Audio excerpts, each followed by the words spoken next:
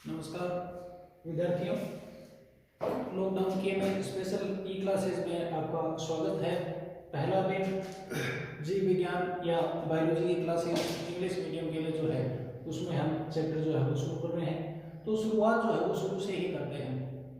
Total जैसे आपको बताया गया है, अपना जो सिलेबस है वो 10 यूनिट में डिवाइड किया गया है। उसमें से फर्स्ट जो यूनिट है वो रिप्रोडक्शन इन एंजियोस्पर्म प्लांट्स उससे रिलेटेड है, तो उसके बारे में हम शुरू करेंगे।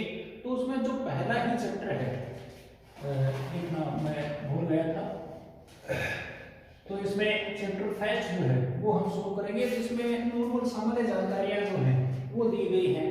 एंजियोस्पर्मिक प्लांट जो है उनमें रिप्रोडक्शन जो है वो किस टाइप से होता है उसके बारे में, और उनकी जो अलग अलग मेथड एग्जांपल्स वगैरह जो हैं उनके बारे में दिया गया है।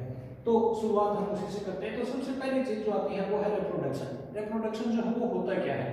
अब रिप्रोडक्शन की यदि हम बात करें, जैसे डेफिनेशन आपके सामने लिखी हुई है, the biological process by which new offsprings are produced from their parents.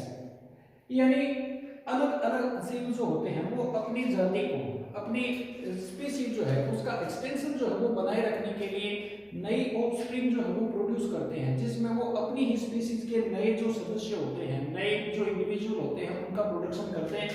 जो नए सदस्य उनके द्वारा प्रोड्यूस किए जाते हैं उनको कहा जाता है ऑफस्प्रिंग। और जो जीव जन्म देते हैं या फिर प्रोड्यूस करते हैं ऑफस्प्रिंग को, उनको कहा जाता है पेरेंट्स।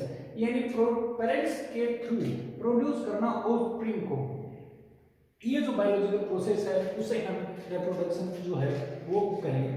अब यहाँ पर ये डेफिनेशन कोई ज्यादा मायने नहीं रखती है, मैं जो चीज आती है उसी के अनुसार जो है वो हम ध्यान में रखें। सबसे पहले है types of reproduction. Reproduction is of two types, asexual reproduction and sexual reproduction. First one asexual reproduction.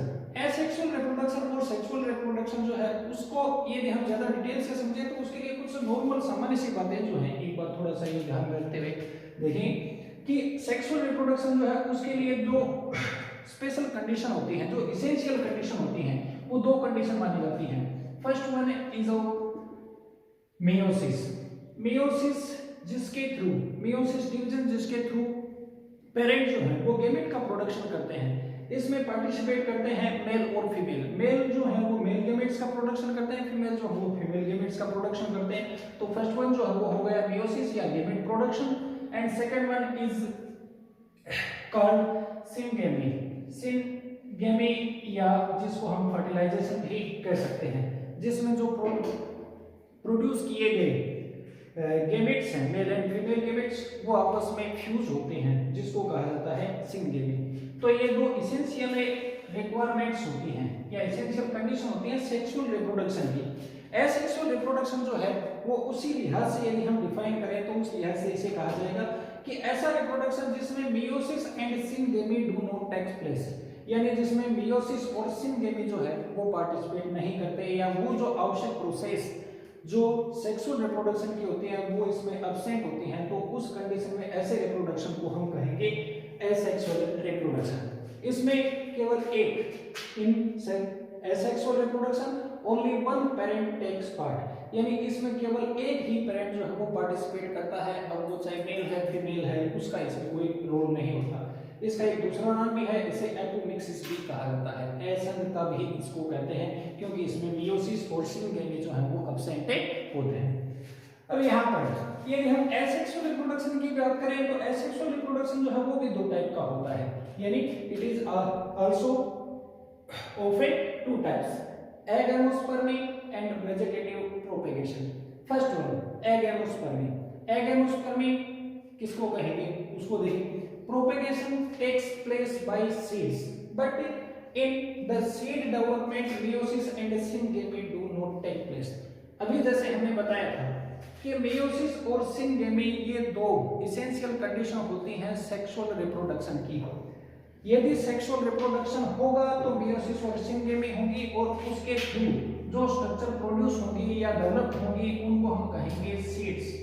यानी सीड जो है वो सेक्सुअल रिप्रोडक्शन को डिटरमाइन करते हैं या सेक्सुअल रिप्रोडक्शन को शो करते हैं, और सीड्स बनने के लिए मेयोसिस और सिनगेमी दोनों जरूरी हैं। लेकिन इसका कुछ एक्सेप्शन जो है वो भी देखने में आता है, और वही एक्सेप्शन है इसमें एगेमोस्पर्मी। इसमें ये भी देखा जाए तो प्रोपेगेशन यानी प्रवर्धन, उगते हैं पौधे सीड से, बीज से, यानी सीड से उनका प्रोपेगेशन होता है, परंतु सीड डेवलपमेंट में ये मियोसिस और सिंगेमी जो है वो यहाँ पर एब्सेंट रहेंगे, और मियोसिस और सिंगेमी एब्सेंट होने के कारण से ही इसे एगैमोस्पर्मी कहा जाएगा।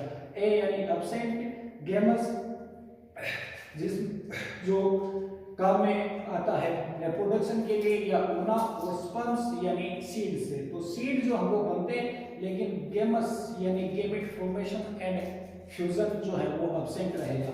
तो gamete fusion and formation absent रहते हुए स्पर्म्स या सीड का प्रोड्यूस होना और उससे एक नया ऑफस्प्रिंग प्लांट्स का प्रोड्यूस होना, ये कहलाएगा एगैमोस्पर्मी। तो सीधा सा इसमें देखा जाए तो पौधे में बीज बनेंगे, लेकिन बीज बनने में मियोसिस और सिंगेमी जो है वो नहीं होंगे। सेकेंड वन जो है वो है वेजिटेटिव प्रोपेगेशन। इसमें प्रोपेगेशन जो है वो प्लांट में सीड से नहीं होता, या प्लांट में सीड बनते ही नहीं है। सीड जो है उसके अलावा यदि हम प्लांट में देखें तो कई सारे वेजिटेटिव पार्ट होते हैं। प्लांट में मेनली देखा जाए तो 3 वेजिटेटिव पार्ट होते हैं, रूट, स्टेम एंड लीव्स। तो इनमें से कोई सा भी एक वेजिटेटिव पार्ट जो है वो टेक प्लेस या उत्पन्न कर देता है या प्रोपेगेट कर देता है किसको, पूरे प्लांट को।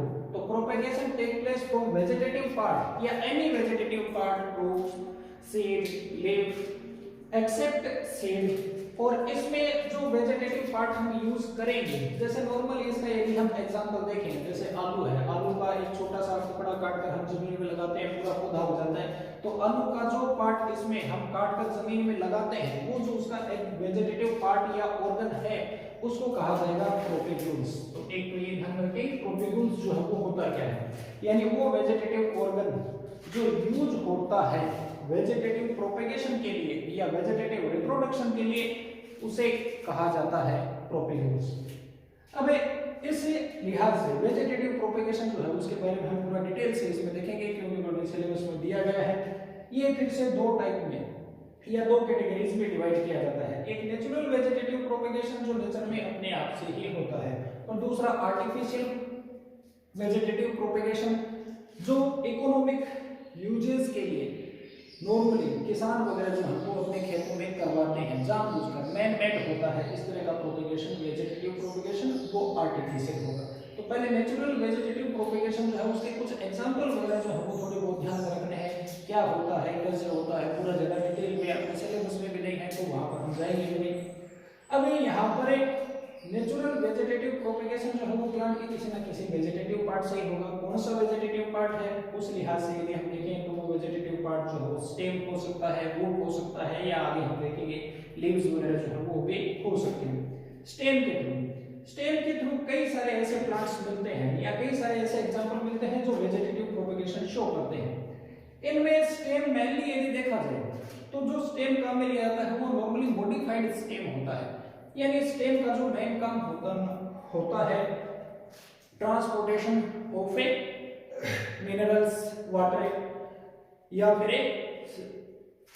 जो स्ट्रॉन्गनेस प्रोवाइड करवाना प्लांट्स को। उसके अलावा कोई दूसरा काम करने लगे तो उसको हम कहेंगे उसका ट्रांसफॉर्मेशन। और इसमें कई सारे ट्रांसफॉर्मेशन मिलते हैं, जैसे राइजोम ये मिलता है जिंजर में, अदरक, हल्दी जो हम घरों में काम में लेते हैं वो उसका स्टेम वाला पार्ट होता है जिसे राइजोम कहा जाता है, और वो जो है उससे एक नया अदरक का पौधा जो है वो उत्पन्न हो सकता है।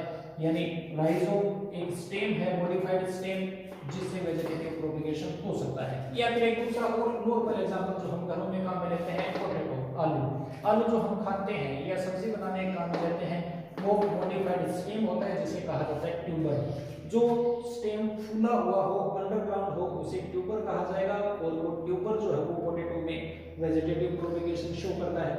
अन्य एग्जांपल में देखें, अदर एग्जांपल में जो नॉर्मली अपने यहाँ पर काम में आने वाले हैं वो अनियन, गार्लिक, प्याज है, लहसुन है, वो बल्ब के रूप में जाने जाते हैं, और उनसे भी वेजिटेटिव नेचुरल वेजिटेटिव प्रोपेगेशन जो है वो हो जाता है। प्याज को यदि हम एक जगह से दूसरी जगह पर लगा दें या पुराना प्याज है उसे जमीन में लगा दिया जाए तो नया प्याज उग जाता है, या लहसुन जो है उसकी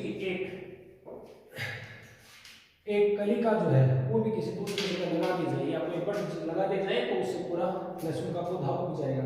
या इसी तरह से कॉर्न, ये एक विशेष पार्ट होता है, जैसे कोलोकेशिया अरबी में या फिर केसर जो होता है उसमें, उनके अंदर वेजिटेटिव प्रोपेगेशन मिलता है कॉर्न के थ्रू। या फिर स्टोलोन जैसे स्ट्रॉबेरी में, रनर दूब घास जो अपने घरों में होती है वो रनर टाइप का स्टेम होता है जो जमीन पर रेंगते हुए चलता है, और दूब का एक छोटा टुकड़ा तोड़कर दूसरी जगह लगा दे तो पूरा पौधा जो है वो बन जाता है। या फिर ऑफसेट आइकोर्डिया जो एक एक्वेटिक प्लांट है जो पानी में उगने वाला पौधा होता है, इसका भी एक छोटा टुकड़ा जो है वो पूरे पौधे को उत्पन्न कर सकता है। या मिंट या पुदीना, उसका भी जो मॉडिफाइड स्टेम जिसे शक्कर कहा जाता है उससे भी वेजिटेटिव प्रोपेगेशन हो सकता है। या फिर दूसरा जो वेजिटेटिव पार्ट है वो है रूट में देखा जाए तो वुडी प्लांट जो है, जो बड़े पेड़ पौधे हैं अपने हाथ रोकने वाले, जैसे शीशम जो है उसके नीचे उसकी जड़ों से कई नए पौधे उगते हुए हमने नॉर्मली देखे, तो उनमें जो उनकी रूट होती है वो रूट जो है वो नए प्लांट को जन्म देती है। या रूट को काट कर हम दूसरी जगह लगा दें तो उससे पूरा पौधा बन सकता है। या जैस्मिन जो एक सजावटी पौधा ऑर्नामेंटल प्लांट है उससे भी ये हो जाता है। या ट्यूबरस रूट, कई प्लांट ऐसे हैं जिसमें रूट जो है वो ट्यूबरस हो जाते हैं, उनमें जैसे स्वीट पोटैटो, शकरकंद, एस्पेरेगस है, डहेलिया है, उनके अंदर रूट के थ्रू भी वेजिटेटिव प्रोपेगेशन हो जाता है। तो नेचुरल वेजिटेटिव प्रोपेगेशन जो है, जो प्लांट के अलग अलग वेजिटेटिव पार्ट से होता है उसके बारे में हम देख रहे थे, जैसे स्टेम है, रूट है, उसके थ्रू होता है। इसके अलावा तीसरा वेजिटेटिव पार्ट जो है वो प्लांट में होता है लीफ। अब नॉर्मली यदि हम देखें तो लीफ जो है वो ब्रांच से या स्टेम से जुड़ी हुई होती है पेटियोल के थ्रू। पेटियोल से आगे लीफ का मार्जिन होता है जिसमें उसमें वेन्स जो है वो फैले होते हैं पूरे लीफ में। अब कई प्लांट्स में लीफ है मेनली जो है वो रिप्रोडक्शन या प्रोपेगेशन में पार्टिसिपेट नहीं करती है, लेकिन कुछ विशेष एग्जांपल है इसमें, ब्रायोफिलम और एक बिगोनिया। ब्रायोफिलम जो एक ऑर्नामेंटल प्लांट होता है, उसकी पत्ती जब तोड़कर जमीन पर यदि गिर जाए या टूटकर जमीन पर गिर जाए या तोड़कर जमीन पर जानबूझ के डाल दी जाए तो भी उसमें जो लीफ मार्जिन होते हैं, जो बेस के किनारों पर या एजेस पर, वहां पर नया प्लांट जो है वो प्रोड्यूस होने लगता है। इसका मतलब ब्रायोफिलम में लीफ मार्जिन जो है उसके थ्रू वेजिटेटिव प्रोपेगेशन जो है वो उनके अंदर हो सकता है। या फिर दूसरा इसका एक और एग्जांपल जो है वो देखने में आता है बिगोनिया में। बिगोनिया जो है उसमें लीफ का पेटियोल, ये जो पार्ट है, ये जमीन पर यदि गिर जाए तो अनुकूल परिस्थितियों में ये भी नया प्लांट जो है वो प्रोड्यूस कर सकता है। तो लीफ के थ्रू भी कुछ विशेष एग्जांपल, खास तौर से नाम ध्यान में रखें, ब्रायोफिलम में लीफ मार्जिन और बिगोनिया में लीफ पेटियोल के थ्रू वेजिटेटिव प्रोपेगेशन हो जाता है। इसके अलावा एक विशेष और स्ट्रक्चर वेजिटेटिव पार्ट, मेनली देखा जाए तो तीन वेजिटेटिव पार्ट होते हैं, रूट, स्टेम और लीफ, लेकिन एक विशेष वेजिटेटिव पार्ट भी बनता है प्लांट्स में जिसके थ्रू वेजिटेटिव प्रोपेगेशन होता है, जिसको हम कहते हैं bulbils, known as a bulbils. Normally देखा जाए तो प्लांट जो है उनमें जब वो रिप्रोडक्टिव फेज में जाते हैं तो उनमें स्टेम जो है वो मॉडिफाइड हो जाता है और स्टेम मॉडिफाइड होकर प्रोडक्शन करने लगता है फ्लावर्स का। लेकिन एगेव और डायस्पोरिया जैसे प्लांट जो है उनमें फ्लावर नहीं बनकर फ्लावर बड जो है वो एक विशेष कंडीशन में आ जाती हैं, रेस्टिंग स्टेट में आ जाती हैं और वो कहलाती हैं बल्बिल्स, और वो फूल जाते हैं और फिर वो झड़कर जमीन पर गिर जाती हैं और वो बल्बिल्स जो है वो बाद में प्रोड्यूस करती हैं एक नए प्लांट को, जो वेजिटेटिव प्रोपेगेशन में ही कंसीडर किया जाएगा। ऐसे फ्लोरल बड को या रेस्टिंग फ्लोरल स्टेट में मिलने वाली फ्लोरल बड को बल्बिल्स कहा जाता है और उसके थ्रू दो विशेष प्लांट जो है उनमें ये रिप्रोडक्शन होता है जो कहलाते हैं एगेव एंड डायस्पोरिया। तो इन एग्जांपल्स वगैरह जो है वो आप ध्यान में रखेंगे। ये हमने पढ़ा वेजिटेटिव, नेचुरल वेजिटेटिव प्रोपेगेशन या रिप्रोडक्शन। इसके अलावा आर्टिफिशियल वेजिटेटिव प्रोपेगेशन जो है उसको करवाने की अलग अलग मेथड जो है उनके बारे में हम अगले चैप्टर में, अगले पार्ट में डिस्कस करेंगे।